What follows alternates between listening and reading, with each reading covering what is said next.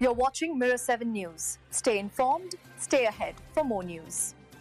The Reserve Bank of Australia has once again decided to keep interest rates on hold at 3.6%, and while that might sound like a relief for mortgage holders, the story behind it isn't exactly comforting. In fact, the RBA's latest outlook suggests Australians may have to brace for more cost of living pain and, possibly, no more rate cuts on the horizon. According to the central bank's latest statement on monetary policy, Australia's economy is expected to grow steadily at about 2% per year.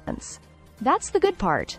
A relatively stable growth rate driven by a continuing push in housing investment. Governments across federal, state, and territory levels are still targeting an ambitious 1.2 million new homes by the end of the decade, a number many experts consider unrealistic. The jobs market, too, appears steady on paper. The RBA expects unemployment to remain just below 4.5% for the next 2 years, though some economists say that forecast might be too optimistic. Productivity levels are also showing a modest improvement, a positive sign, even if still far from strong by historical standards.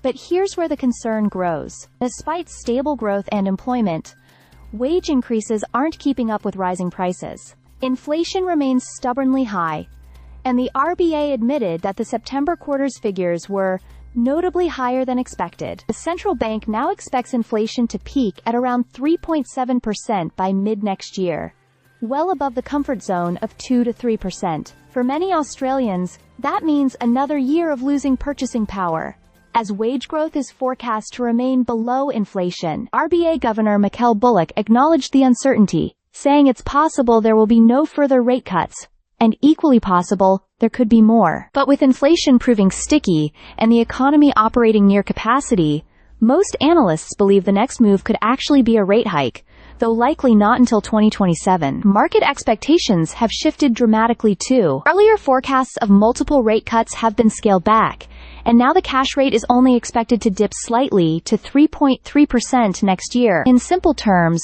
borrowers shouldn't expect much relief anytime soon. Even with the current rate, competitive mortgage pricing has softened the blow somewhat, but experts warn these favorable spreads might not last long. In the big picture, the RBA is walking a fine line, trying to cool inflation without derailing the economy. For Australian households, that means the squeeze on budgets is far from over. Mortgage holders, renters, and everyday consumers will likely need to hang tight, as meaningful rate relief may still be more than a year away.